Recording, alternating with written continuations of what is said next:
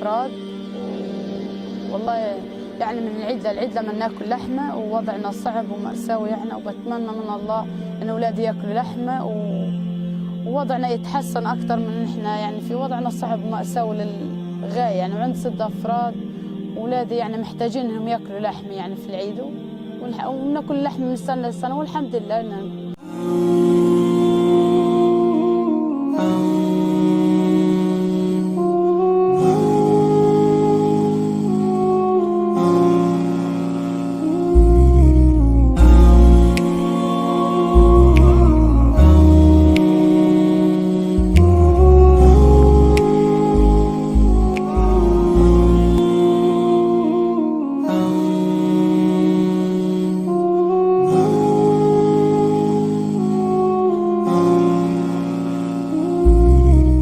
Assalamualaikum warahmatullahi wabarakatuh. Sahabat semuanya, kalau kita memberikan hewan kurban, pahalanya sebanyak bulu yang tumbuh di hewan itu. Pernah ngitung nggak berapa pahalanya? Pernah ngitung berapa bulunya? Masya Allah. Dan masalahnya bukan pahalanya saja, tapi hewan daging kurban itu akan dinikmati oleh saudara-saudara kita di Palestina. Mereka saudara, sahabat kita, keluarga kita yang sangat membutuhkan. Mungkin di Indonesia yang namanya kurban sudah tidak asing lagi karena daging bertebaran di mana-mana. Tapi bagaimana dengan Palestina? Saya mendukung program hewan kurban untuk Palestina melalui Laju Peduli. Salam cinta Quran. Assalamualaikum warahmatullahi wabarakatuh.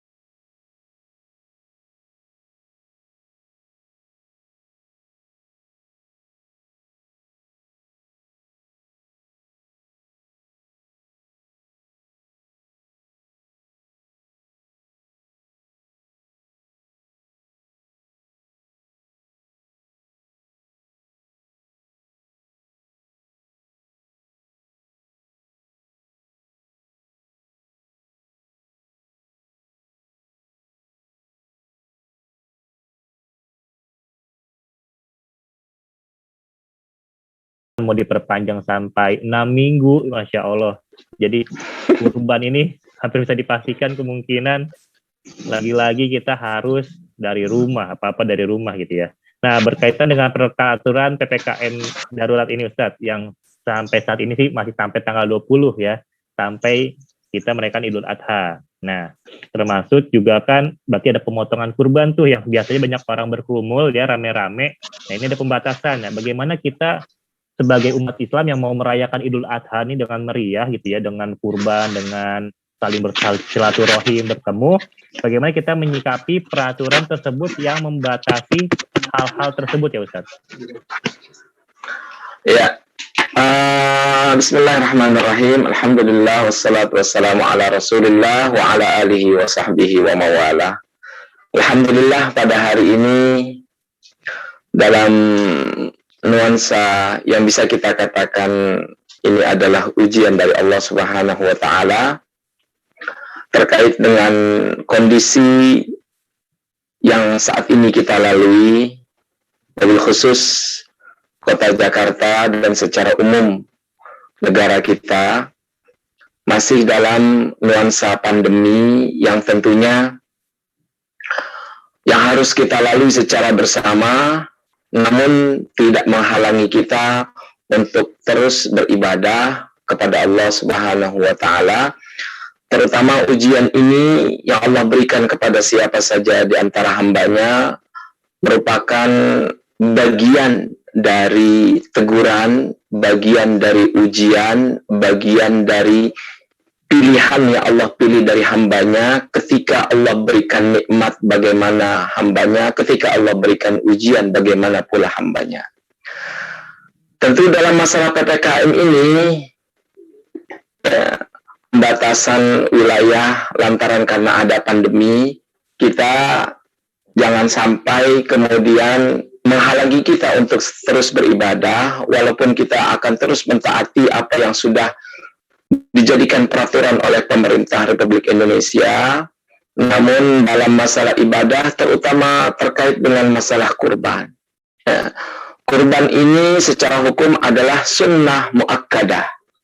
Sunnah yang benar-benar ditegaskan kesunahannya lantaran baginda Rasulullah SAW selalu menunaikan dan melaksanakan kurban selama keberadaan beliau 10 tahun di kota Madinah, dan tiap tahun beliau Rasulullah SAW melaksanakan ibadah kurban setiap tahunnya. Tentunya ini menjadi sebuah sinyal yang dijadikan hukum bagi mayoritas para fuqaha mengatakan sesungguhnya kurban ini adalah sunnah muakkadah bagi yang mampu, bagi yang mempunyai kelebihan uang, bagi yang punya uang banyak dan lebih dari cukup, siogianya dilakukan, apalagi dalam nuansa pandemi ini di mana Allah melihat dalam ujian ini siapa di antara hambanya yang benar-benar mendekatkan diri kepada Allah Subhanahu wa taala. Tentu akan menjadi ganjalan bagaimana prosesi kurban, wabil khusus tentang Idul Adha. Tentunya ibadah tetap kita laksanakan, namun kita harus memperhatikan betul prosesi pemotongannya, tidak ada kerumunan, tidak ada keramaian. Tentunya ini yang harus dipatuhi oleh masyarakat semuanya. Dalam artian yang ingin saya katakan adalah adanya musibah ini tidak menghalangi kita untuk bisa menderma, untuk bisa berkurban, untuk bisa berinfakkan daging kepada orang yang membutuhkan, tentunya sebagai bentuk Idul Adha, peringatan hari raya Idul Adha, Idul Kurban, untuk berbagi daging kepada orang yang jarang makan daging, untuk berbagi hewan kurban kepada orang yang membutuhkan. Ya, ala kulli hal, ini menjadi sebuah catatan buat kita, tetap kita laksanakan, namun dengan catatan sebagaimana yang dijadikan aturan dari pemerintah kita Republik Indonesia. Itu sebagai pembuka dari saya. Tetap kita laksanakan, tapi dengan nuansa yang benar-benar kita taati aturan yang sudah dijadikan aturan pemerintah. Ya, karena insya Allah aturan tersebut juga untuk kebaikan kita bersama ya Ustadz ya? Betul. Oke. Nah Ustadz, terkait ibadah kurban nih Ustadz ya, ibadah kurbannya sendiri sering terjadi ya beberapa hal gitu ya, yang sebenarnya mungkin menjadi kebiasaan masyarakat, khususnya masyarakat kita di Indonesia, yang mungkin kurang tepat atau kurang sesuai syariat gitu ya Ustadz. Kira-kira biasanya apa aja tuh Ustadz kebiasaan atau hal-hal yang biasanya kurang tepat itu kita lakukan di kalangan masyarakat umum di Indonesia?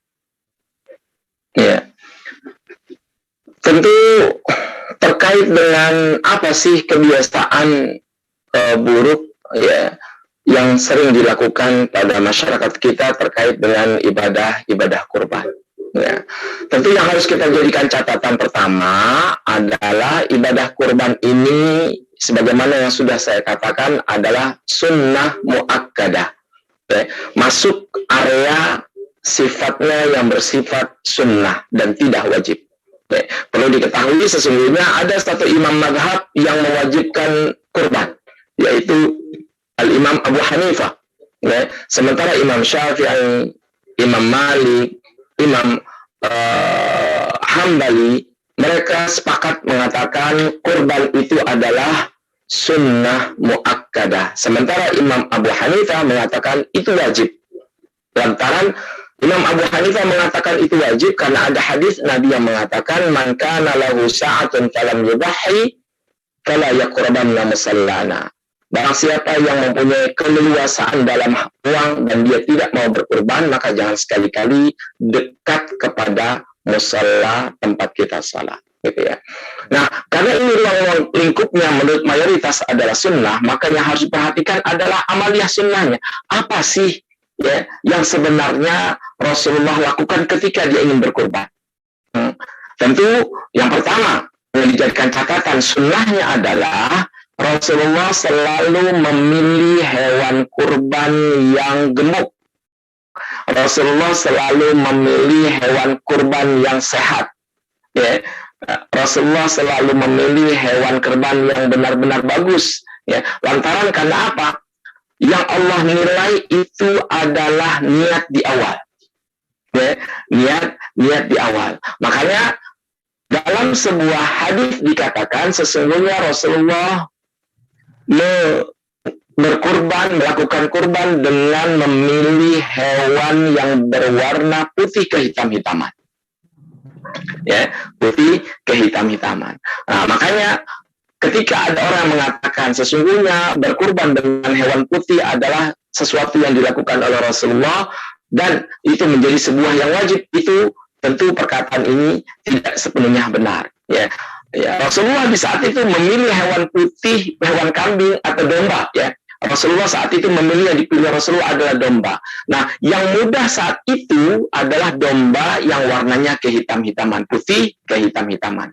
Makanya jangan sampai ada orang yang kemudian menjudge seharusnya yang dikorbankan adalah warnanya putih. Jadi, padahal tidak, Rasulullah melakukan itu karena itu yang paling mudah dan gampang ditemui. Berkurban dengan warna apapun itu masih tetap dibolehkan. Gitu ya. Yang kedua, ada dugaan sangkaan sebagian orang mana sih yang lebih afdal? Ada yang mengatakan enggak, Rasulullah memilih hanya kambing karena Rasulullah memilihnya kambing bukan domba. Rasulullah memilihnya domba bukannya sapi ataupun unta. Ada yang mengatakan enggak, yang lebih banyak dagingnya itu yang lebih afdal. Nah, ini menjadi sebuah perdebatan para fuqaha. Sesungguhnya siapapun yang berkurban baik dengan domba, baik dengan kambing kacang, baik dengan unta, baik dengan kerbau ataupun sapi, pada hakikatnya itu semuanya sah gitu ya. Sah. Cuman karena Rasulullah memilih domba berwarna putih itu karena lantaran Rasulullah mudah mencari yang warna tersebut, gitu ya. Yang kedua, yang orang tidak banyak ketahui dan terkesan cuek adalah ketika dia membeli domba ya ataupun kambing, maka disunnahkan dia merawat. Yang berkorban dia merawat. Dia yang cariin rumputnya, dia yang membersihkannya, dia yang mengelolanya. Artinya ini sebagai sebuah syiar, ya, syiar dalam Idul Adha, memelihara, bahkan memberi makan, bahkan ya dalam sebuah kitab fikih dikatakan itu ijlalullah. Apa itu ijlal? Ijlal itu hewan yang ingin kita potong untuk Idul Adha itu diberi pakaian. Ya, bayangkan sampai diberi pakaian itu sunnahnya. ijlal, di situ syiar, ya. Dan ini jarang orang tahu gitu loh. Sampai ada yang dimandiin, sampai ada yang dikasih makan. Pokoknya benar-benar dielus, benar-benar dijadikan sebuah hewan peliharaan yang benar-benar itu menjadi sunnah Rasulullah. Ya. Nah, yang ketiga, disunahkan yang orang nggak banyak tahu, ya, entah karena mereka tidak tahu atau takut, orang yang berkurban itu dia yang membawa hewan kurbannya itu menuju ke tempat pemotongan. Dia sendiri yang bawa. Ya, dia bahkan Siti Aisyah meriwayatkan, sesungguhnya aku melihat Rasulullah bersama dombanya itu ya dikalungkan. Sampai domba Nabi itu dikalungkan, ya, diberikan kalung, diberi tanda, ya, wa ijlal, dan digunakan pakaian sedikit untuk menutupnya. Sampai seperti itu. Ya. Sementara kita di sini yang kita tidak tahu, ketika kita beli, bau, gitu ya. Nggak enak, padahal sunnah, ya, ini kategori sunnah. Mengagungkan apa yang, itu kan, ini kan kategori dalam kategori syiar, ya. Syiar Islam itu adalah menjadikan hewan kurban piaraan itu dipelihara dengan bagus, memberikan bagus, sesuatu yang bagus. Nah, kemudian sunnah selanjutnya adalah yang orang kebanyakan tidak tahu, yang berkurban itu sebaiknya dia yang memotong. Ya, kalau memang dia mampu, dia yang memotong. Ya. Dia memotong, tentu motongnya layaknya seperti Rasulullah memerintahkan kepada Siti Aisyah dengan meletakkan kedua kakinya itu diinjak ke badan dombanya, kemudian diasah pisaunya sebelumnya, ya, Siti Aisyah yang asah, kemudian Rasulullah yang motong. Setelah dipotong pun, kata Rasulullah, disunahkan dibiarkan dulu. Jangan langsung dikelet, biarkan daging kambingnya itu biar tenang dulu, ya, biar semuanya tenang, baru bisa dikeletkan, gitu ya. Ini salah satu sunnah yang kebanyakan orang tidak tahu terkait dengan hewan kurban. Ya. Juga harus diketahui juga, sesungguhnya bolehkah kita berbagi kepada orang kaya? Boleh, gitu ya. Ingat, dalam satu ekor itu, dalam kurban, sepertiga buat yang punya, boleh ngambil.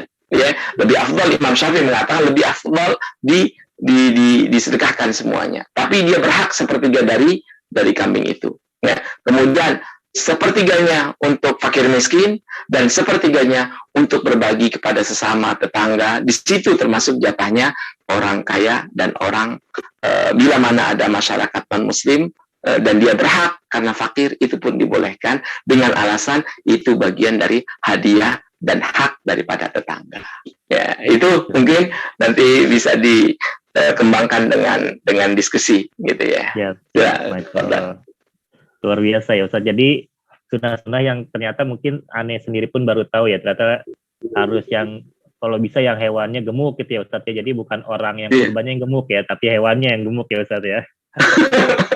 Ya, tadi ternyata bagusnya itu, ternyata mungkin harusnya kita beli dulu, terus mungkin beberapa hari sebelumnya kita rawatlah di rumah gitu ya, 3 hari atau 2 hari ya Ustaz ya. Iya, betul. Sunnahnya cuma buat ngasih makan, atau enggak sekedar ikut mandiin, kalau enggak ya kasih kain yang buat menutup kayak baju gitu lah Ustaz ya. Macam itu.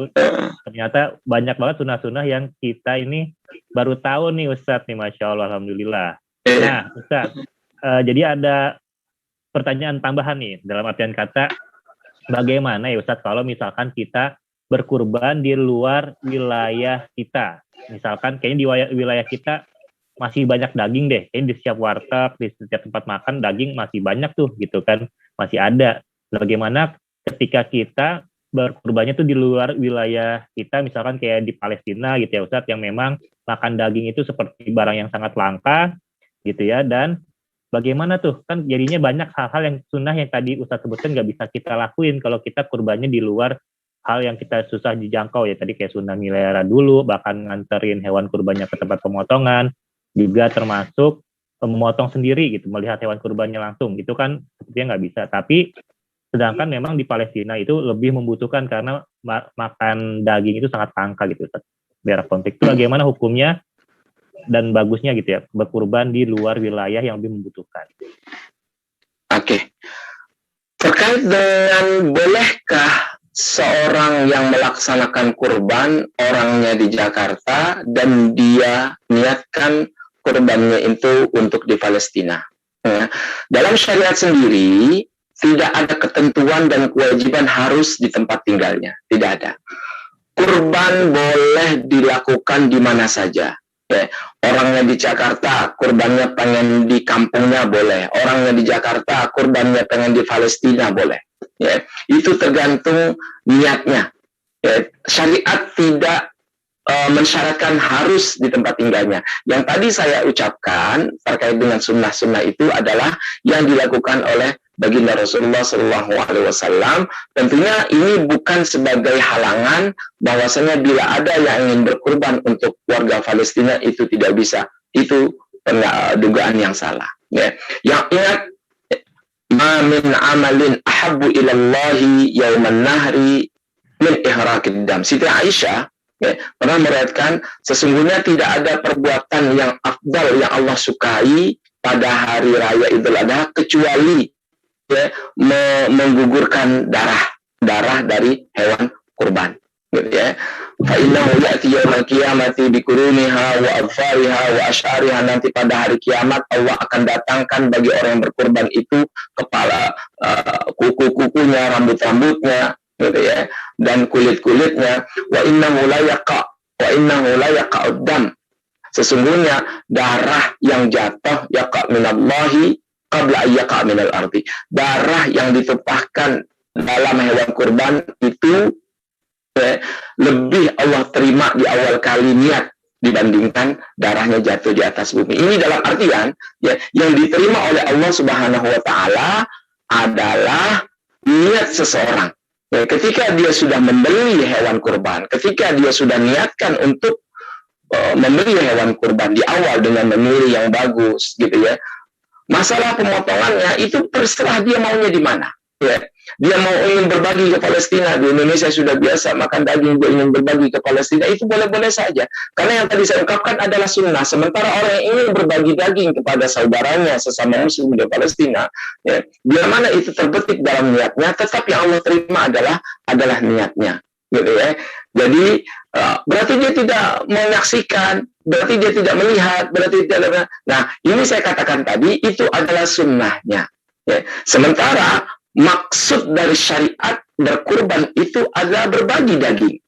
Ya, berbagi daging, ya, ketika yang dikorbankan itu dagingnya banyak, maka dia akan bersedekah kepada fakir miskin, jumlahnya lebih banyak daripada daging hewan yang kecil dan tidak besar. Ya. Makanya di sini, lantaran karena syariat tidak mewajibkan memotong di tempat sang yang melaksanakan kurban, maka boleh-boleh saja sang pelaksana kurban menghadiahkan, ya, atau berkurban untuk dilaksanakan di bumi Palestina atau dibagikan untuk rakyat Palestina yang saat ini sedang membutuhkan di saat-saat genting, di saat-saat hidup mereka sangat sulit, gitu ya. Makanya dalam hal ini Imam Abu Hanifah menekankan ketika engkau berkurban, ya, menurut Imam Abu Hanifah keutamaan berkurban adalah bagaimana dia memilih hewan yang sangat gemuk, gitu ya, hewan yang sangat banyak dagingnya, sehingga dia bisa berbagi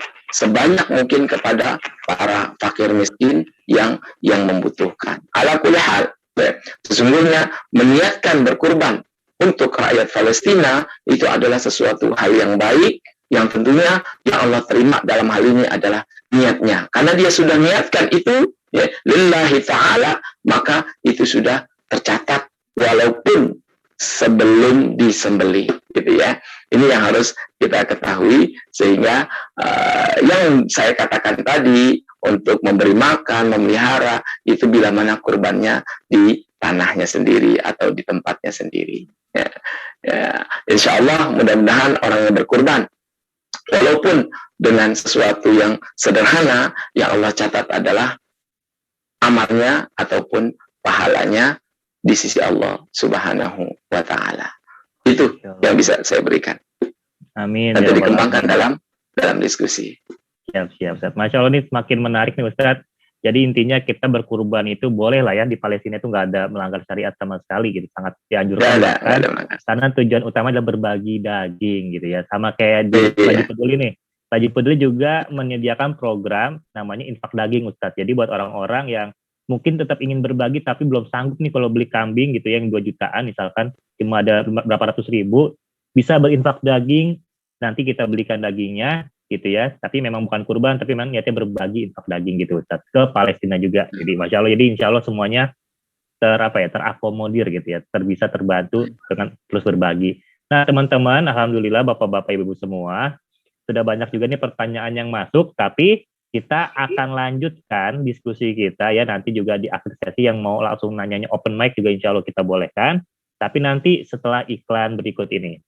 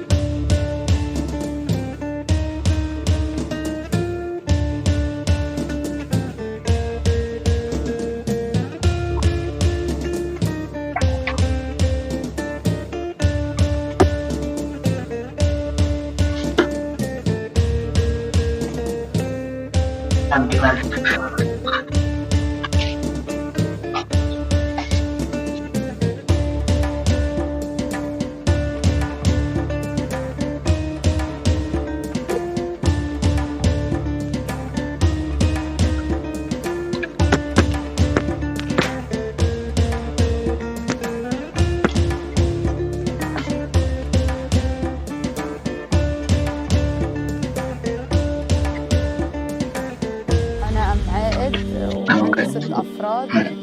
Yang punya maaf والله bisa. يعني من العدة Yang panjang. ناكل لحمة ووضعنا صعب ومأساوي يعني Punya stoknya. أن أولادي يأكلوا لحمة ووضعنا يتحسن أكثر Punya maaf. يعني في وضعنا صعب ومأساوي للغاية يعني وعندي 6 أفراد أولادي يعني Yaudah. محتاجين يأكلوا لحمة يعني في العيد وناكل لحم من سنة لسنة والحمد لله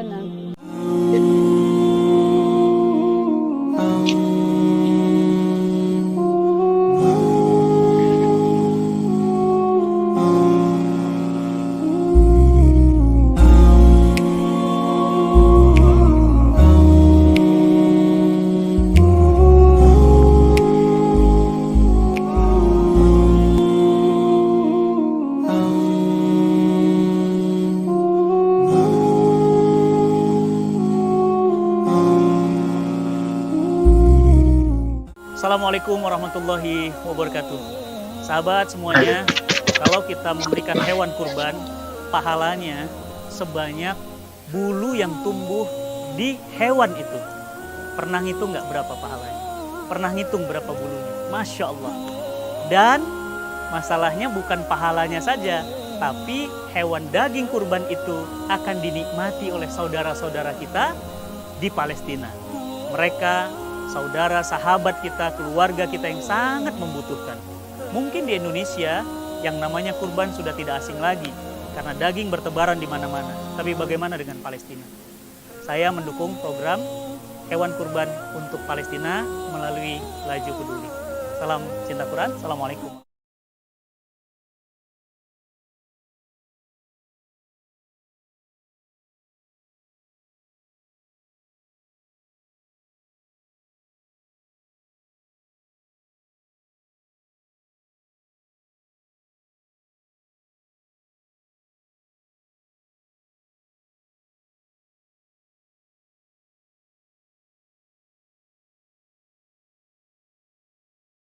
Karena dengan yang lagi rame nih, ada yang namanya kurban kaleng gitu ya, atau ya kurban frozen seperti di Laju Peduli.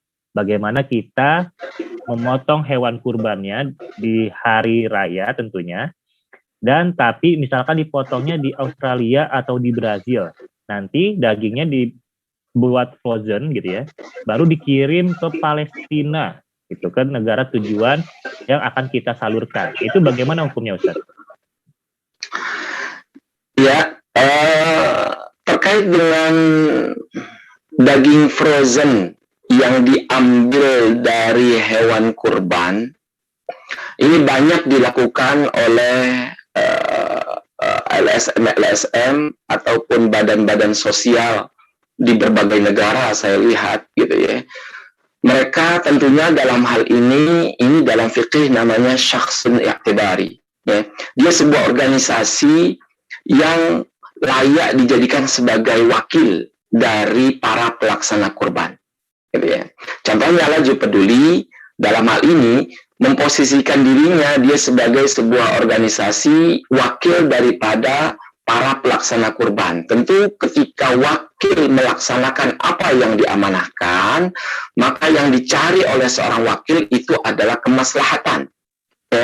Kemaslahatan bagaimana dari uang yang sedikit bisa menghasilkan daging yang banyak. Bagaimana melaksanakan perintah atau tugas dari pelaksana kurban agar bisa berbagi daging dengan daging yang banyak. Saya melihat para kalau dibilang NGO ataupun sosial ya, organisasi sosial ini, mereka lebih memilih membeli hewan kurban di negara luar yang jumlahnya jauh lebih murah berkali-kali lipat. Tentunya ini kalau dalam fikih adalah kemaslahatan. Ya. Artinya, bila kita membeli 1 ekor sapi di Jakarta kurang lebih 24, mungkin dia beli di Australia atau di Brazil sangat murah sekali. Bisa dengan uang 24 itu bisa kebeli mungkin 5, 4, atau 6 ya. Tentu ini menjadi sebuah pandangan yang jauh ke depan, memilih kemaslahatan bagaimana dengan uang sedikit bisa membagi fakir miskin yang luas dengan daging yang lebih banyak. Gitu ya. Makanya dalam syariat sesungguhnya yang diwajibkan, karena ini adalah sunnah, ya, waktu memotong itu adalah ketika setelah sholat Idul Adha. Makanya disebut sebagai udhiyah dalam fikih atau adha. Lantaran karena memotong hewan kurbannya itu waktu duha. Ya. Mulai di situ dilaksanakan sampai akhir hari tasyrik. Berarti waktu potong itu Idul Adha, hari tasyrik 11, 12, 13. Berarti waktu pemotongan itu 4 hari, dan yang paling akhir adalah sebelum terbenam matahari hari tasyrik ke-13. Gitu ya. Yang penting pemotongannya di tempat pemotongan, orangnya di Indonesia. Kemudian dia memberikan wakil kepada Laju Peduli untuk melaksanakan hewan kurban. Lantas Laju Peduli melihat kemaslahatan membeli hewan kurban yang lebih banyak, akhirnya dibeli di Australia misal atau di Brazil. Nah, pemotongan di Brazil atau Australia ini adalah pemotongan yang dilakukan pada hari pemotongan yang 4 hari itu, Idul Adha dan hari tasyrik. Selama itu dipotong pada hari itu, maka jatuhnya kurban. Maka jatuhnya adalah hewan kurban. Tapi bila pemotongan di luar itu sesudah lebaran, sesudah hari tasyrik atau sebelumnya, maka hitungannya itu adalah sedekah. Lantas bagaimana hewan kurban itu pembagiannya? Apakah harus dijadikan pada hari lebaran atau hari tasyrik? Tentu tidak. Ya. Yang penting dalam syariat adalah pemotongannya itu pada waktu pemotongan yang 4 hari itu. Pembagiannya mau setelah itu sebulan, setelah itu 2 bulan, ya, atau setelah pemotongan nanti dikalengin, ya, menjadi awet, atau dicincang, atau di segala macamnya. Masalah pemotongan itu adalah masalah teknis yang tidak dijadikan sebagai, yang dijadikan aturan dalam fikih ada bagaimana hewan kurban itu nyampe kepada fakir miskin yang jumlahnya lebih banyak, yang mereka jauh lebih membutuhkan. Sehingga, kan ingat, yang dicatat oleh Allah adalah niat hewan kurban ketika membeli. Jadi ketika sudah mengamanahkan Laju Peduli untuk membeli hewan kurban, gitu ya, dari pelaksana kurban, itu sudah dicatat oleh Allah bahwasanya niat berkurban sudah dianggap sah sesuai dengan tuntutan syariat. Ya, ini yang dilakukan hampir semua yayasan sosial, organisasi sosial terkait dengan Idul Kurban. Mereka lebih memilih membeli dari negara yang jauh lebih murah untuk kemaslahatan daging yang lebih banyak yang bisa dibagikan kepada warga Palestina atau yang membutuhkannya. Begitu. Masya Allah, luar biasa nih Ustadz nih. Jadi ternyata bukan cuma boleh, tapi malah memang dampaknya, hikmahnya lebih besar gitu ya Ustadz ya. Karena diwakilkan lewat LSM, lewat yayasan sosial gitu ya, lewat NGO. Jadi dana yang terkumpul lebih banyak dan hewan kurban yang bisa dibeli pun lebih banyak gitu, dengan cara frozen maupun tadi yang dikalengin gitu ya Ustadz ya. Masya Allah, jadi banyak banget hikmahnya dari kurban frozen. Jadi saudara-saudara kita yang membutuhkan lebih banyak yang terbantu. Masya Allah, luar biasa nih. Nah Ustadz, banyak banget pertanyaan udah masuk yang kayaknya bakal seru buat kita bahas, tapi ada satu pertanyaan lagi dari Lagi Peduli nih Ustadz, sebelum kita masuk ke sesi diskusi, ya kan? Nah nih Ustadz, ternyata ya banyak dari kalangan umat Islam sendiri di Indonesia yang bilang kalau lu nggak kurban, misalkan kamu nggak kurban tahun ini, enggak, udah pernah kok waktu kecil, udah pernah kok dulu, udah pernah kok gitu.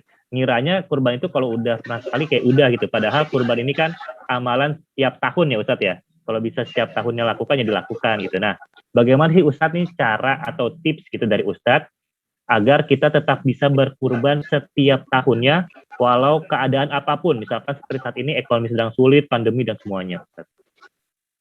Iya.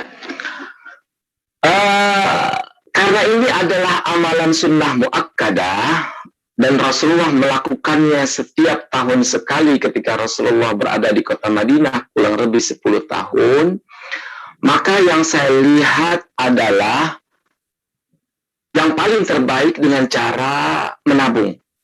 Ya, contoh, ya, Nabi selalu ketika berkurban mengucapkan Bismillah, Allahu Akbar, Allahumma taqabbal min Muhammad wa ali Muhammad wa min ummati Muhammad. Ya Allah, ya, terimalah kurban ini dari Muhammad, dari keluarga Muhammad, dari umat Muhammad, gitu ya.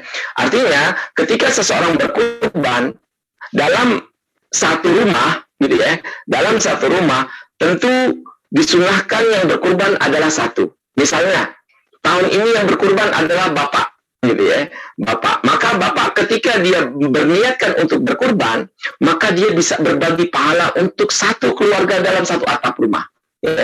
Ya Allah, terima ini kurbanku dari Ahmad misalnya, gitu ya, dan aku berbagi pahala kepada istri dan anak-anakku. Ini yang dilakukan oleh Rasulullah. Pemilikan tetap satu, tapi berbagi pahala untuk seluruh keluarga yang satu atap. Nah, siogianya bila ini dilakukan, gitu ya, saya melihat dari beberapa yang saya lihat dengan cara menabung. Jadi dalam satu keluarga, gitu ya, dalam satu keluarga mereka tiap bulan menyicil, baik itu 100.000, 200.000, 300.000 kemampuannya. Jika itu terkumpul dalam satu keluarga, tentunya dalam satu tahun akan mencapai jumlah yang cukup dibelikan hewan kurban.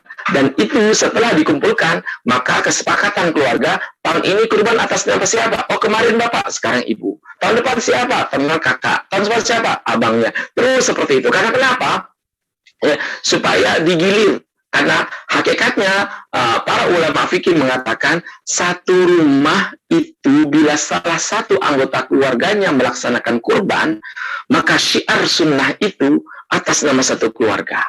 Artinya yang berkurban adalah bapak misalnya, maka dia bisa berbagi pahala kepada satu keluarga. Sehingga jika satu keluarga melaksanakan kurban, maka syiar dan sunnah ini telah dilakukan oleh satu keluarga tersebut. Saya kira kalau dengan cara menyicil sesuatu menjadi gampang dan mudah. Beberapa murid saya lakukan itu. Setiap anak cicil 200, 300, sebisanya. Dalam satu keluarga 5, itu kalau dikumpulkan bisa satu ekor sapi mungkin gitu ya.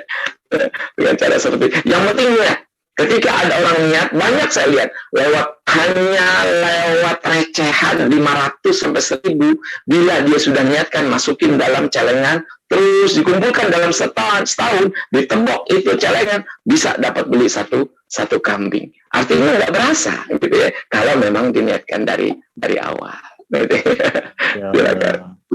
Luar biasa nih tipsnya dari Ustadz Adnan nih. Jadi selama masih ada niat, lagi-lagi yang penting niat, selama ada niat pasti ada jalannya gitu Ustadz ya. Mau itu nabung recehan, ratusan ribu ya, asal ada niatnya. Jadi niatnya dulu nih teman-teman diluruskan, bapak-bapak ibu-ibu. Insya Allah kalau misalkan kayak gitu, setiap keluarga berkurban kayaknya bakal rame banget Ustadz ya, Masya Allah ya. Iya.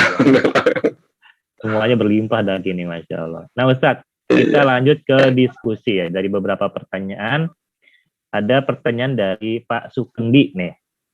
Assalamualaikum Ustadz, bagaimana hukum para panitia kurban yang mengambil daging kurban sesukanya atau lebih banyak dari bagian yang dibagikan? Nah, itu gimana Ustadz? Iya.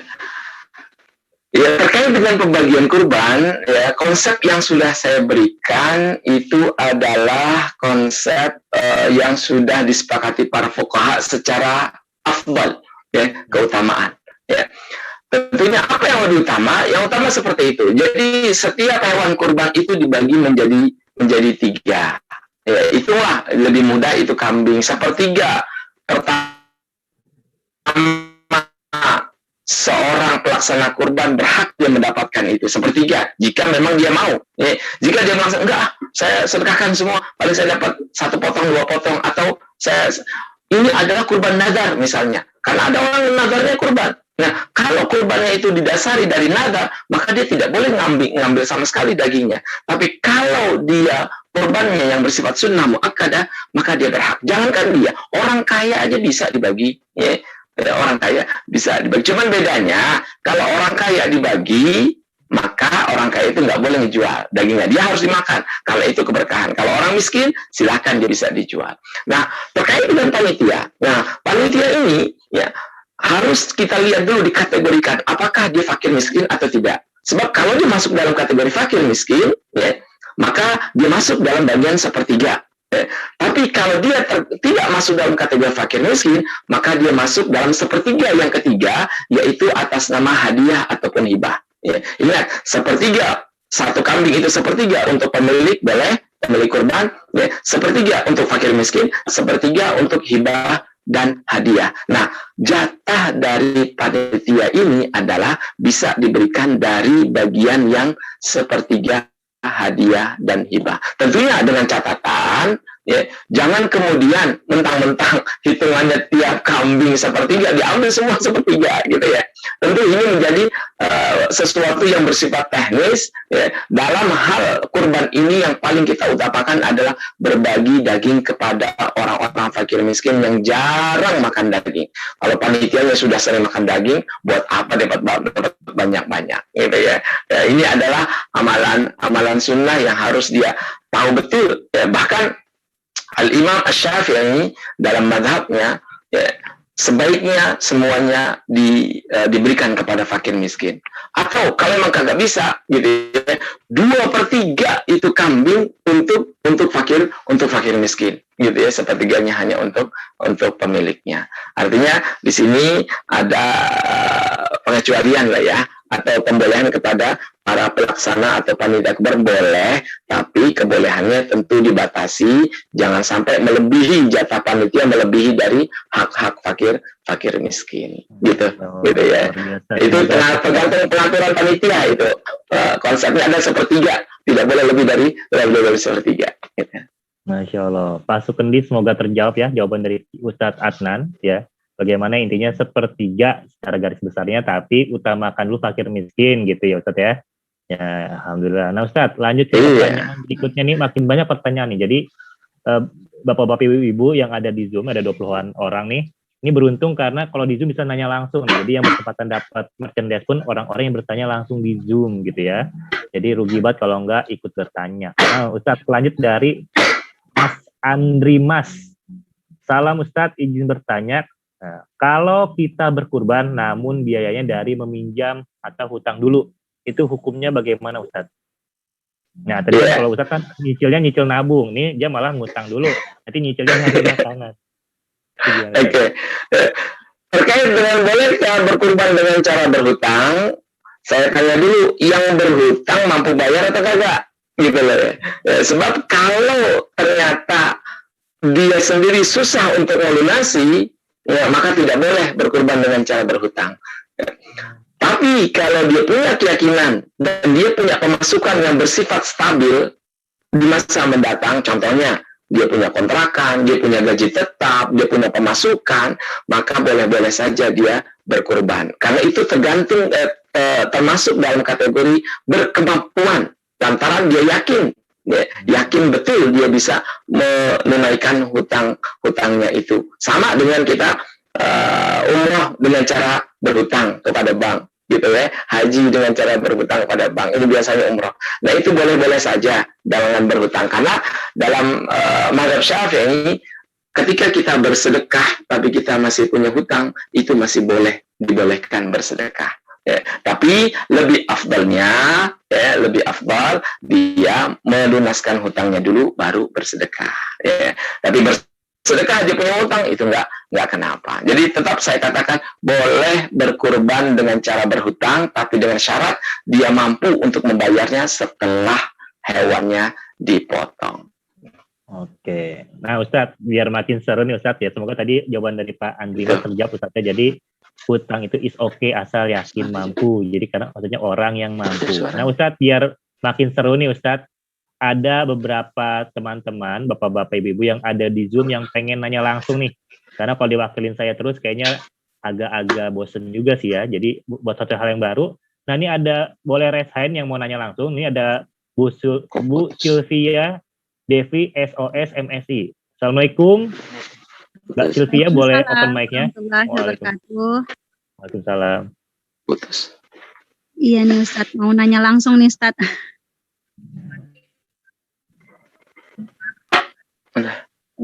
Iya, baik. Assalamualaikum Ustadz. Saya terkait dengan kurban sebenarnya banyak pertanyaan yang mengusik di dalam pikiran saya gitu Pak ya. Apalagi banyak kali share-share video yang menyatakan bagaimana sih seorang panitia itu bagaimana ketentuannya untuk mendapatkan daging kurban atau kewajiban-kewajiban suami atau kepala keluarga dalam satu keluarga untuk kurban. Nah, ambilnya 2 pertanyaan nih Ustadz. Yang pertama, saya mendapatkan beberapa video yang viral gitu tentang panitia kurban itu bahwa dia tidak berhak untuk mendapatkan bagian dari daging kurban itu. Kenapa? Karena itu dikatakan masuk dalam kategori upah. Sementara kalau memang panitia itu akan diberikan daging, maka harus dicarikan dari daging yang terpisah dari daging kurban itu. Nah, tadi kan Ustadz sudah menjelaskan tuh, saya jadi masih bingung nih. Jadi bagaimana penjelasannya mengenai itu, bahwa panitia itu tidak ada hak di dalam itu mendapatkannya. Karena saya baru dapatkan juga itu videonya sekarang gitu kan. Nah kemudian yang kedua Ustadz, tadi kan Ustadz juga sudah menjelaskan nih kewajiban adalah bukan kewajiban ya, sunnah muakkad di dalam satu keluarga untuk kurban. Nah kebetulan suami saya kan sudah meninggal. Nah saya sudah meniatkan untuk satu kurban itu atas nama suami saya. Jadi kan sudah meninggal gitu Ustadz. Nah kemudian karena saya ada rezeki lagi, saya juga ikut dalam kurban tahun ini. Nah sementara ada juga yang mengatakan bahwa kalau sudah ada satu orang kepala keluarga yang ikut kurban itu sudah mewakili untuk satu keluarganya. Sementara saya kondisinya adalah suami saya sudah meninggal, otomatis saya untuk pasang niat itu seperti apa? Karena saya pasang niat seperti hal niat umum saja. Sementara yang suami saya yang sudah meninggal saya ikutkan kurban juga gitu. Jadi mau mana sih yang lebih afdal untuk dilakukan untuk tahun-tahun kedepannya gitu loh Ustaz. Terima kasih Ustaz. Jadi berharap tidak dianggap sebagai sedekah tetapi memang niat untuk kurban. Mungkin demikian Ustaz. Terima kasih atas penjelasannya dan kesempatannya. Assalamualaikum warahmatullahi wabarakatuh. Oke.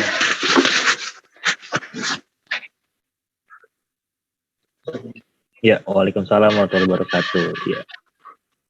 Ya. Jadi ya seperti itu Ustaz. Tadi Bu Sylvia tadi mempertanyakan bahwa banyak video yang lagi viral bahwa katanya panitia kurban itu tidak berhak mendapatkan daging kurban karena jatuhnya upah Ustaz. Sedangkan nggak boleh upah itu dibayar dari daging kurban gitu. Video yang beredar mengatakan bahwa panitia kurban jatuhnya itu upah, jadi nggak boleh dapat gitu. Itu bagaimana hukumnya? Dan juga pertanyaan kedua, katanya beliau suaminya qadarullah sudah meninggal, lalu beliau ingin kurban dengan niat mengatasnamakan suami, karena tadi yang Ustadz sampaikan satu keluarga itu cukup satu orang atau enggak satu kepala keluarga di atap yang sama. Nah tapi beliau ada rezeki lebih, beliau juga pengen kurban lagi tapi atas nama beliau gitu ya, karena beliau kan suaminya sudah meninggal. Nah bagaimana cara niatnya biar tidak terhitung sedekah tapi tetap dua-duanya terhitung kurban gitu Ustaz.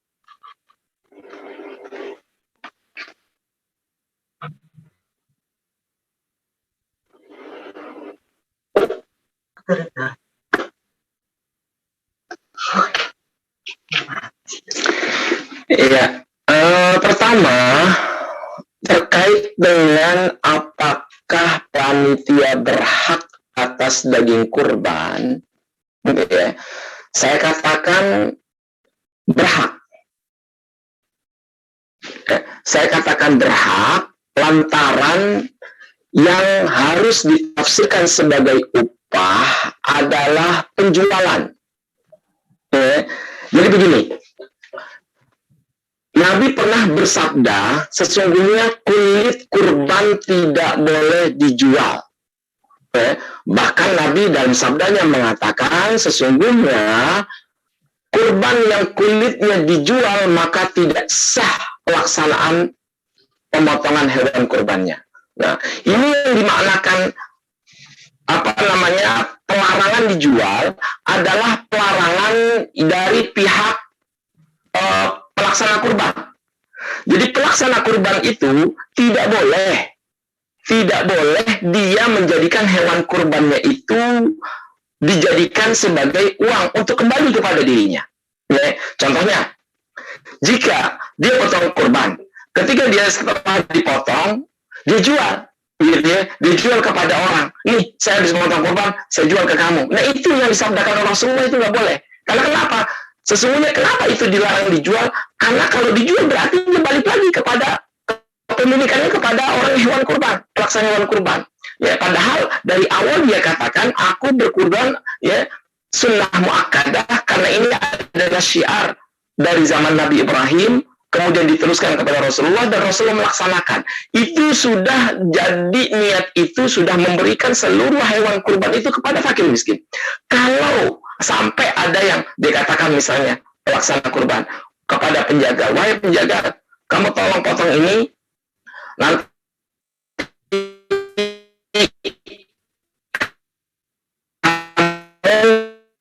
saya kasih. Ya. Nah, omongan seperti ini seolah ini menjadikan bagian daging kurban itu bagian dari upah. Ya.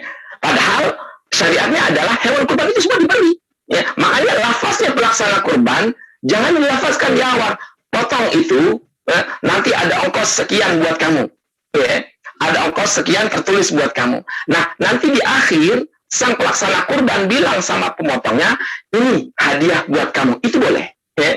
Jangan dijadikan kulit kepala atau kaki di awal pemotongan sebelum dipotong, itu bagian dari upahnya. Nah, dalam konsekuensi sebagai panitia, ya, tentu ini sebagian ada yang mengatakan tidak boleh, harus dari uang khusus gitu ya. Ya, harus ada uang khusus yang mengkhususkan panitia itu mendapat daging.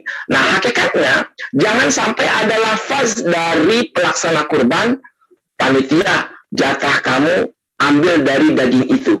Nah, ini kata-kata seperti ini ada semacam niat ya, dari sang pelaksana kurban bahwasanya ongkos capek ya untuk pemotongan itu diambil dari daging. Ini jangan.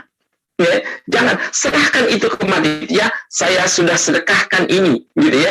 Nanti panitia yang ngurusin, sepertiga buat fakir miskin, sepertiga buat pemiliknya, kalau mau sepertiga buat hadiah. Nah, konsep hadiah ini banyak, sampai non muslim kalau dia fakir juga bisa kita beri ya. Sampai orang kaya pun bisa. Kalau non muslim orang kaya aja berhak, apalagi panitia gitu ya. Panitia ini kan konsepnya kalau hadiah itu lebih bebas dibandingkan kurban yang wajib sepertiga itu. Ya. Kalau menurut saya tentu pendapat berbeda boleh-boleh saja gitu ya. Tapi ya tentu dalam hal ini para fuqaha memasukkan hadiah itu dalam cakupan yang luas untuk diberikan sesuai dengan kebijakan panitia. Ya, baik itu yayasan sosial, kebijakan mana bisa nggak didapat, bisa nggak nih. Nah, orang yang melarang panitia itu dapat lantaran karena penafsirannya masuk dalam kategori upah gitu ya, upah padahal bukan itu upah ya, itu bagian ada hak. Jangankan itu ya. Nih, jika ada seorang motong ya, seseorang motong dalam sebuah tempat, dan tempat itu daerah itu kaya semua, tak dijumpai satu pun orang miskin, tak dijumpai satu pun orang miskin. Bahkan kalau boleh dibilang miskin, mungkin yang melaksanakan kurban itu yang paling miskin, gitu ya. Bagaimana dalam hal seperti ini? Di sini syariat pun dalam para fuqaha mengatakan cari walaupun cuma satu, walaupun dia fakir, kayanya itu standarnya yang paling minimalis. Sisanya kalian makan untuk orang-orang kaya, tidak mengapa. Karena hakikatnya yang namanya Idul Adha ini ada berpesta. Ya. Di situ dilarang puasa, di situ Rasulullah mensarankan semuanya harus mencicipi daging yang di dalamnya itu ada keberkahan. Wabil khusus para fakir miskin. Ala kulli hal, orang yang menfatwakan panitia tidak wajib mendapatkan, tidak boleh mendapatkan daging, itu kiasannya karena dia menafsirkan pembagian daging itu kepada bagian upah, bukan bagian hadiah. Karena bagian hadiah boleh-boleh saja. Tapi menurut saya pribadi, itu jatahnya panitia adalah masuk dalam kategori hadiah. Dan hadiah ini disyariatkan dalam sepertiga, dan itu pengaturannya oleh panitia atas nama kebijaksanaan, supaya semua dapat merasakan daging walaupun cuma sedikit. Gitu ya.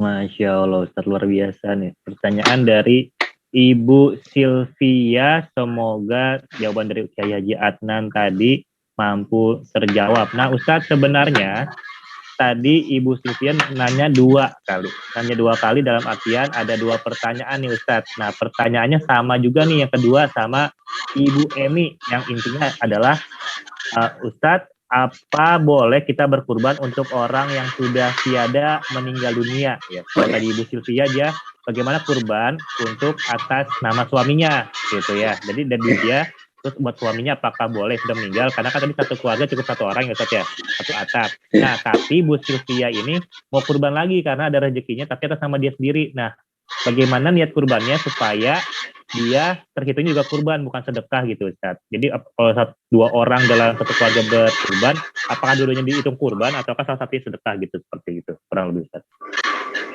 Ya. Terkait dengan bolehkah mengkurbankan hewan atas nama orang yang sudah wafat, di sini tentu ada perdebatan para fuqaha. Mayoritas Imam Abu Hanifah, Imam Malik, dan Imam Ahmad berpendapat boleh berkurban atas nama orang yang sudah wafat. Boleh atas nama orang yang sudah wafat.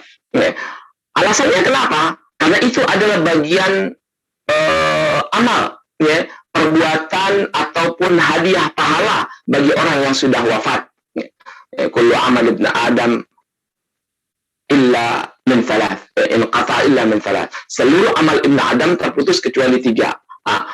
Waladan salihin yad'u lahu, kemudian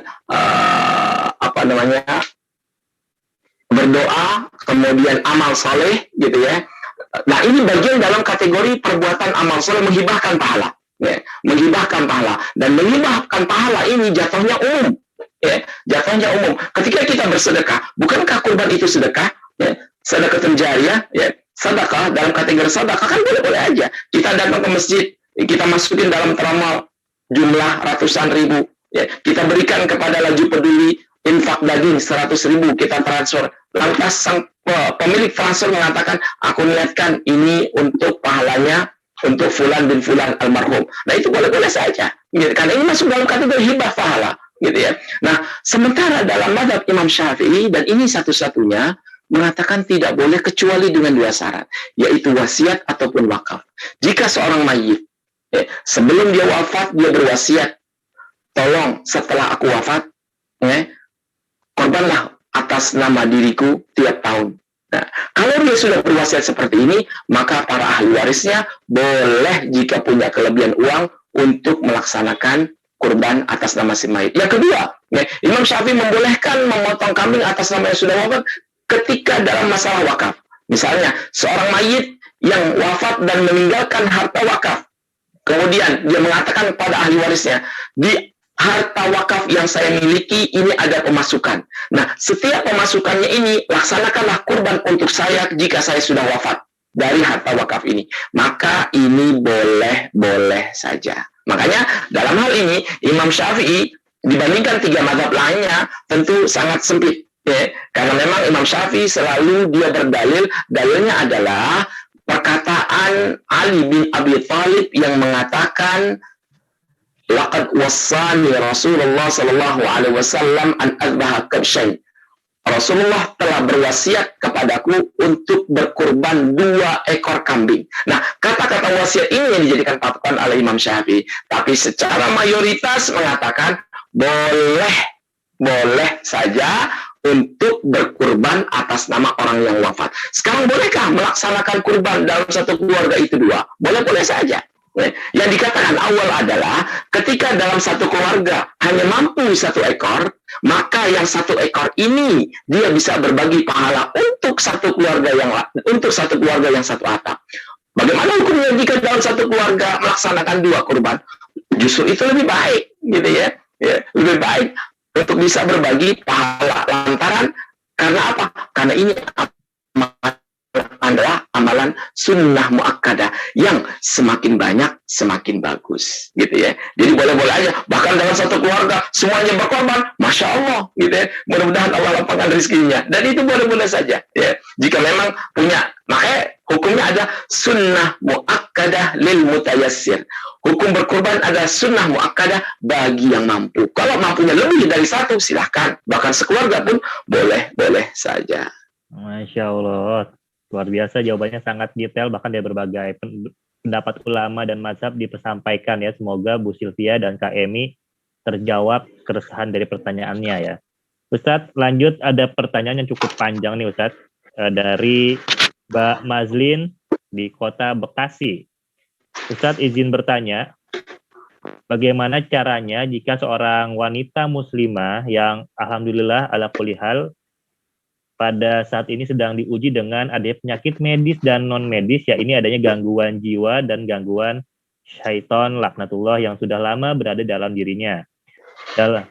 Dalam berkurban agar ia dapat pahalanya, sementara ia tidak mampu menghasilkan uang sendiri karena tidak bekerja. Nah, itu bagaimana orang yang bahasanya perempuan ini yang sedang sakit, diuji dengan sakit dan tidak bekerja, bisa dapat pahala dari berkurban itu Ustadz. Nah, juga bagaimana caranya agar kita sebagai seorang muslim dalam memberitahu kepada muslim dan muslimah yang belum tertarik untuk berkurban atau bersedekah kurban, itu bagaimana caranya Ustaz, cara menyampaikan yang bagus untuk mengajak sesama muslim berkurban atau berinfak kurban. Jadi ada 2 pertanyaan Ustaz.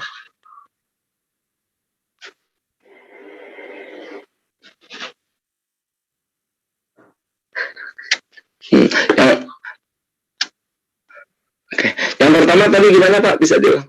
Ya. Yang pertama beliau atau ada seorang muslimah yang sedang terkena sakit medis dan non medis sehingga tidak bekerja tapi pengen mendapatkan pahala kurban, itu caranya bagaimana kurang lebih? Ya. Sedangkan dia tidak mampu gitu.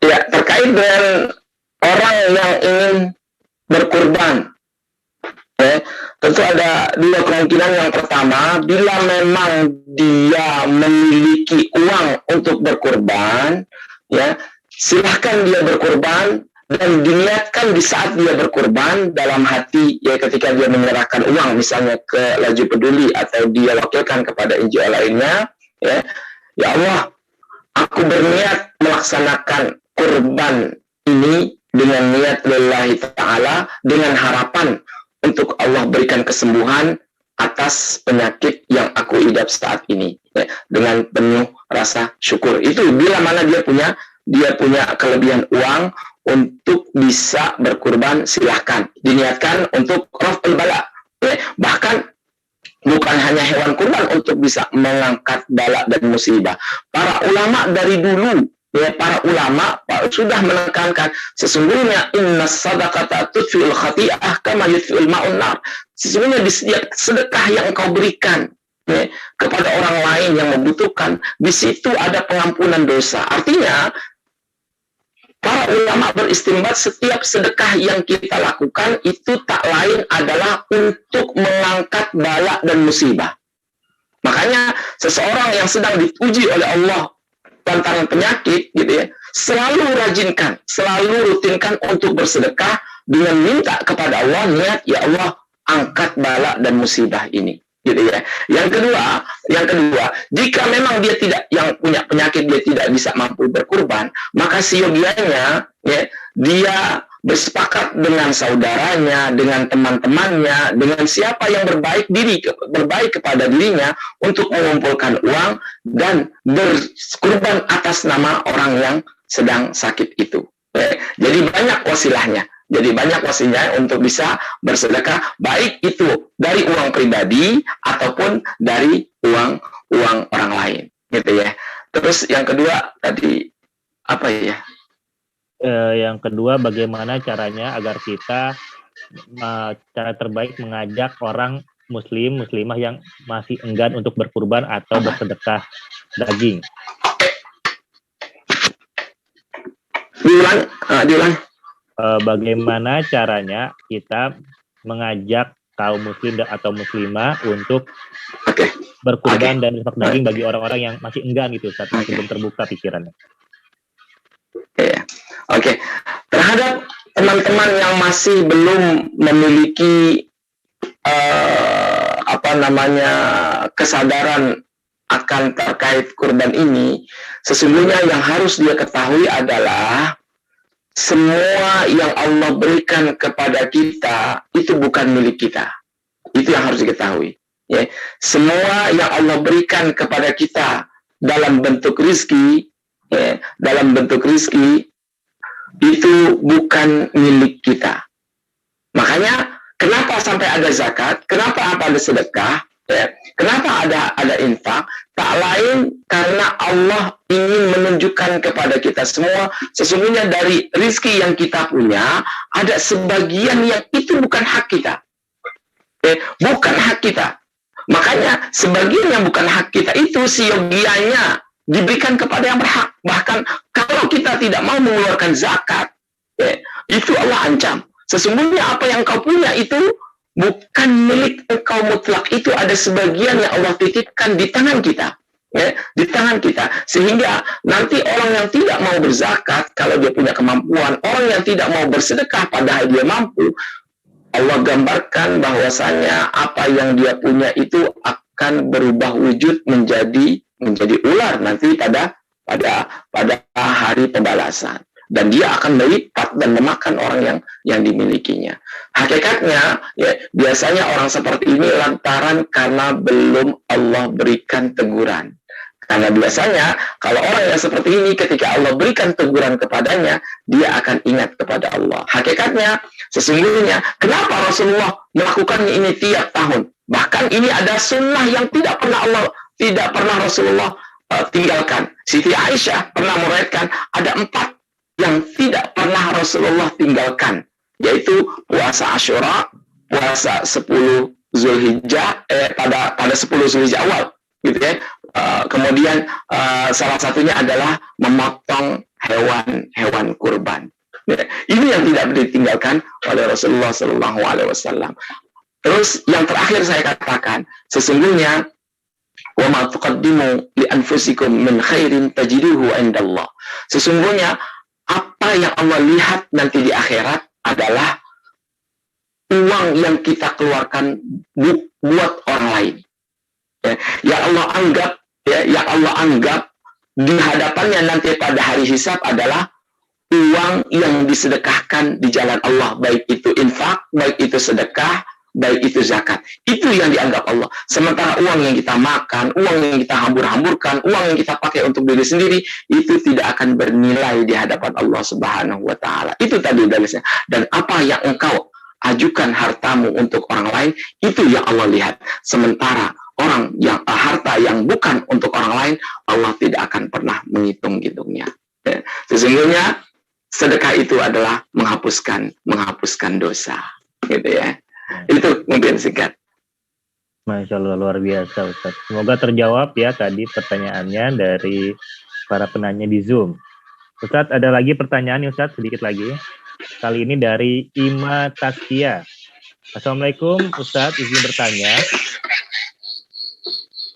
Untuk niat berkurban, ada kurban wajib dan sunnah. Mungkin bisa Ustaz jelaskan dulu ya maksudnya. Lalu bagaimana jika sudah berbicara ke salah satu keluarga dengan lafaz saya ingin berkurban? Apa ini termasuk ke dalam lafaz kurban wajib? Kemudian jika masuk ke kurban wajib, bolehkah dirubah redaksinya supaya menjadi kurban sunnah meskipun sudah dilafazkan. Bisa diulang, bisa diulang. Oke, jadi beliau bertanya terkait niat kurban, ada kurban wajib dan sunnah. Nah, lalu apakah jika seseorang mengucapkan saya ingin berkurban, apa sih itu termasuk ke dalam lafaz kurban yang wajib? Jika iya, bolehkah dirubah redaksinya supaya menjadi kurban sunnah meskipun sudah dilafazkan? Iya. Ya, yang namanya kurban wajib itu adalah kurban yang didasarkan atas nazar. Ya, atau dia melafazkan saya telah mewajibkan diri saya untuk berkurban. Nah, itu sama dengan nazar. Gitu ya. Kalimat nazar itu bisa dengan nazar atau bisa mewajibkan dirinya sendiri. Misalnya, ya, saya telah mewajibkan diri saya nanti kalau datang Idul Kurban saya wajib berkurban. Saya telah mewajibkan diri saya sendiri, maka itu telah wajib. Nazarnya itu ya kurbannya telah berubah menjadi wajib lantaran karena dia telah mewajibkan dirinya sendiri atau lantaran karena dia telah menazarkan untuk dirinya sendiri. Dalam hal ini dia tidak boleh memakan daging kurban yang didasari atas nazar dan wajib itu. Ya, sementara kalau hanya sekedar dia mengatakan saya ingin berkurban, saya mau berkurban, ya, itu tidak masuk dalam kategori wajib karena dia tidak mewajibkan atas dirinya sendiri, maka masuk dalam kategori kurban tatawwu, yaitu kurban yang sifatnya sunnah muakkadah. Ya. Itu. Dan Jadi kalau nazar, ya. Nah, terus? Dan jika sudah tadi kurban wajib itu Ustaz ya, bernazar, lalu kan berarti kurban wajib ya Ustaz ya. Apakah boleh dirubah kata-katanya menjadi kurban sunnah, artinya dibatalkan itu? Apakah bisa Ustaz? Oh, nggak bisa. Kalau udah nazar nggak bisa berubah itu. Itu wajib dia. Sampai kapanpun, misalnya sampai dia wafat, maka ahli warisnya harus melaksanakan wajib itu karena telah nazar dia. Ya. Itu utang sampai ke bawah itu. Makanya hati-hati kalau lagi bernazar karena itu adalah amalan baik. Dan nazar itu kaitannya kepada Allah, janji kepada Allah. Kalau dijanji kepada Allah, udah harus wajib itu dilaksanakan. Masya Allah. Oke, semoga Mbak Taskia terjawab pertanyaannya. Satu lagi nih Ustaz, terakhir pertanyaan kedua dari Pak Sukendi. Kalau kulitnya disedekahkan ke salah satu panitia dan kemudian sama panitia yang nerima itu dijual dan uangnya digunakan untuk konsumsi panitia, bagaimana Kiai? Nah, ya. Kalau dari kalimatnya, ya, pemilik sudah melafazkan itu dihibahkan atau disedekahkan. Ya, misalnya pemilik kurban dia mengatakan, ya, nanti kulitnya itu saya berikan kepada fulan. Beri, lihat kalau kata beri berarti kan hibah. Ya, kalau hibah kan berarti boleh masuk dalam sepertiga. Nah, yang menerima, apakah dia wajib atau dibolehkankah dia menjual? Kalau udah di tangan dia maka menjadi bebas. Ya, maka menjadi bebas karena itu sudah menjadi hak dia. Kalau udah hak dia, maka dia boleh untuk bisa mengganti dari kulit itu menjadi uang, kemudian uangnya itu kemudian diberikan kepada sedekah. Dalam hal ini yang tidak dibolehkan adalah lafaz jual, ya, lafaz ongkos dari pemilik kurban. Kalau sudah di tangan fakir miskin, ya, kalau udah di tangan orang yang membutuhkan, kalau udah di tangan orang yang berhak, maka sudah bebas. Ya. Bahkan dalam hal ini Imam Abu Hanifah membolehkan menukar kulit, ya, dengan uang atau barang. Ya. Kalau ditukar dengan uang, maka uangnya itu dikasih ke fakir miskin atau orang yang berhak. Ya. Karena tujuannya kalau Imam Abu Hanifah itu karena awalnya tujuannya untuk bersedekah, maka boleh dia menjual, kemudian dari uangnya itu dia berikan sedekah kepada orang-orang yang berhak. Itu namanya cuman diputar, ya, dialihfungsikan. Intinya semua adalah sedekah. Apalagi ini tadi, ya, kulitnya itu dijual, kemudian dari uangnya itu diberikan kepada orang yang berhak. Terutama, ya, harus diingat pembagian kulit itu masuk dari bagian yang sepertiga sebagai hadiah ataupun hibah. Jadi boleh-boleh saja, gitu ya. Nah, yang tidak boleh adalah melafazkan dari pemilik awal. Itu yang nggak boleh. Ya, sementara kalau dia sampai di tangan orang kedua itu tidak mengapa. Masya Allah, semoga terjawab pertanyaan Pak Sukendi ya. Jadi insya Allah tidak mengapa, asal bukan niat jual belinya, niat jual upah atau ngasih upahnya di awal ya. Oke Ustadz, ada bonus nih Ustadz, satu pertanyaan lagi dari Bu Ima, tambahan. Ini bagus juga tanyanya Ustadz nih. Ustadz izin nanya, kalau kurban dibeli dari uang sekolah, ya jadi bagaimana hukumnya kalau kurban ini dibeli dari uang sekolah, misalnya uang dana BOS atau kas sekolah, kemudian diatasnamakan untuk nama guru, dan ini dilakukan tiap tahun, bagaimana hukumnya? Ya, kalau bagaimana, ini hampir sama dengan posisi seorang wali kota atau gubernur. Ya, dari kas dana APBN atau APBD gitu ya. Dana APBD itu kan dana milik bersama. Ya, kalau kita kiaskan dengan dana sekolah, dana BOS itu adalah dana milik bersama. Gitu ya. Ketika dana ini bersama, maka itu hampir sama ketika wali murid atau seorang murid dia nyumbang 50.000 ya, masing-masing 50.000 terkumpul cukup untuk beli 1 ekor kambing misalnya. Nah, ketika mereka sudah patungan, tentu yang harus dilakukan adalah diberikan kepada siapa atas nama kurban ini. Karena kurban 1 ekor kambing harus 1 nama. Disitulah kemudian para murid atau para wali bersepakat, jadikan ini hadiah uang ini untuk dibelikan kambing atas nama guru fulan misalnya. Nah,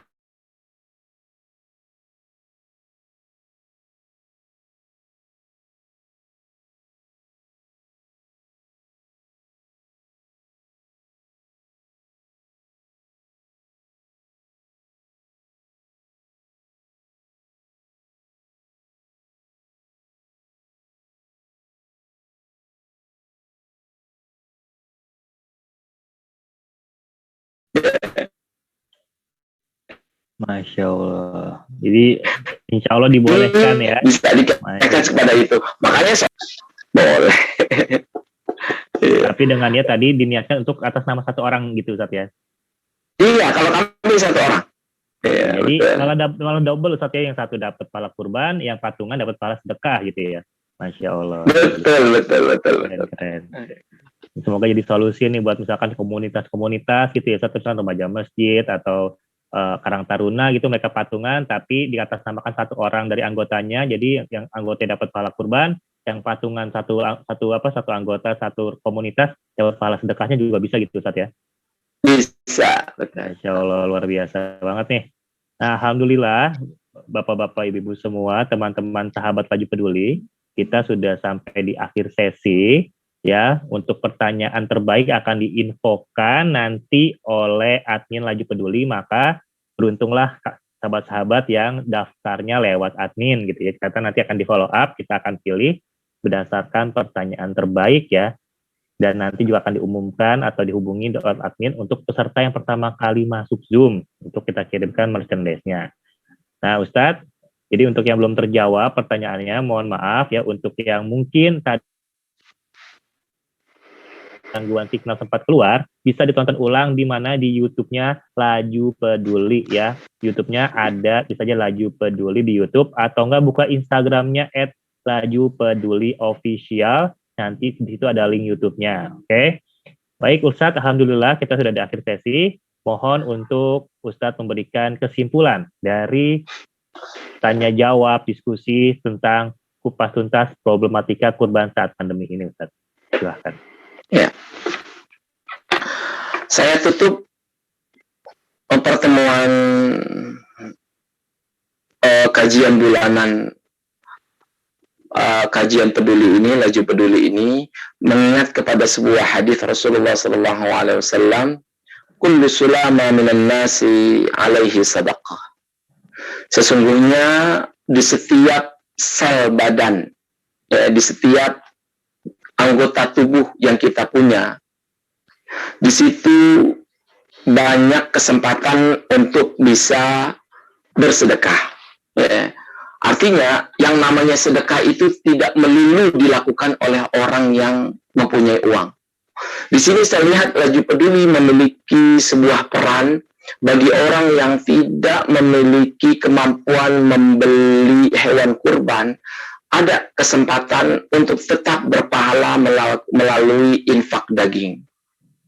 Jumlahnya tentu tidak banyak, Nah, saya pikir 100.000 untuk akhirat itu menjadi sangat sedikit ya. Tapi sesungguhnya ketika ada keikhlasan penuh untuk bisa memberi kepada sesama, itu yang akan dinilai oleh Allah Subhanahu wa Ta'ala. Ingat, kisah Qabil dan Habil menjadi sebuah contoh ya, siapa yang berkorban dengan keikhlasan dengan siapa yang berkorban dengan tidak ikhlas. Ya. Yang Allah pandang bukanlah nominal angka, tapi yang Allah pandang adalah kesadaran betul bahwasanya uang yang kita miliki sampai saat ini gitu ya, itu bisa kita gunakan untuk memperbanyak pahala. Salah satunya adalah infak daging. Ya. Saya pikir ini menjadi sebuah sangat sederhana dan tidak terlalu mahal. Ya. Oleh karena itu, bagi orang yang berkemampuan pun diberikan kesempatan sebanyak-banyaknya selagi masa hidup, gitu ya, sebelum nanti kita menghadap Allah Subhanahu wa Ta'ala. Sesungguhnya wassadaqatu burhan. Bahkan Rasulullah SAW itu bersabda, sesungguhnya sedekah yang kita keluarkan itu nanti akan menjadi bukti di hadapan Allah Subhanahu wa Ta'ala. Makanya Rasulullah dalam sabdanya, hewan kurban yang engkau kurbankan itu engkau akan lihat rambutnya, engkau akan lihat kukunya, ya, bahkan engkau akan lihat bulunya nanti di akhirat kelak ketika yaumul hisab. Saya tekankan, wa ma tuqaddimu li anfusikum tajiduhu indallah. Sesungguhnya apa yang engkau berikan kepada orang lain dengan atas nama Allah, engkau akan lihat hasilnya itu nanti di sisi Allah ketika engkau berhadapan dengannya. Semua anggota tubuh akan bersaksi, bahkan hewan kurban yang kita korbankan pun akan bersaksi di hadapan Allah. Ya Allah, sesungguhnya dia telah rela mengeluarkan sebagian rizkinya hanya untuk engkau ya Allah, untuk keredaan engkau ya Allah.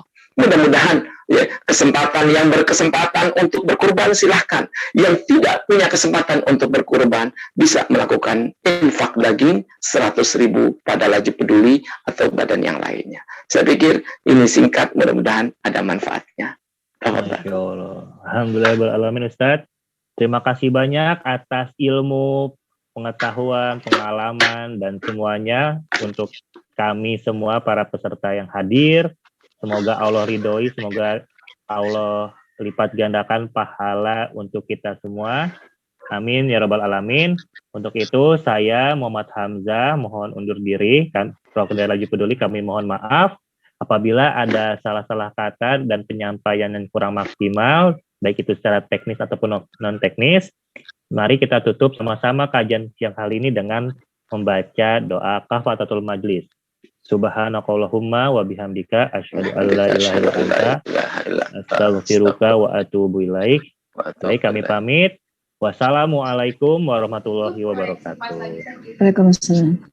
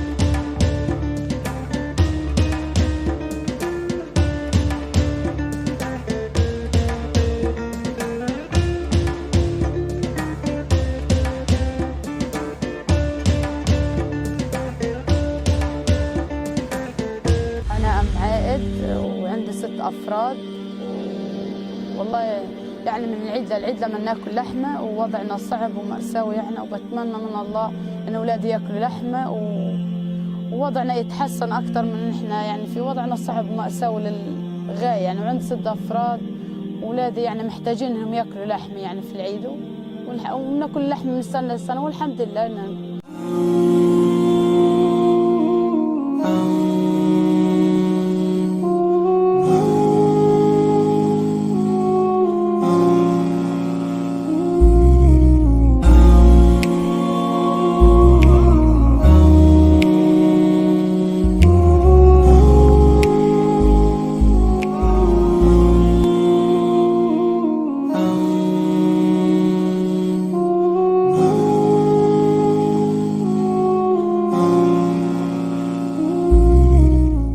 Assalamualaikum warahmatullahi wabarakatuh. Sahabat semuanya, kalau kita memberikan hewan kurban, pahalanya sebanyak bulu yang tumbuh di hewan itu. Pernah ngitung nggak berapa pahalanya? Pernah ngitung berapa bulunya? Masya Allah. Dan masalahnya bukan pahalanya saja, tapi hewan daging kurban itu akan dinikmati oleh saudara-saudara kita di Palestina. Mereka saudara, sahabat kita, keluarga kita yang sangat membutuhkan. Mungkin di Indonesia yang namanya kurban sudah tidak asing lagi karena daging bertebaran di mana-mana. Tapi bagaimana dengan Palestina? Saya mendukung program hewan kurban untuk Palestina melalui Laju Peduli. Salam cinta Quran. Assalamualaikum warahmatullahi wabarakatuh.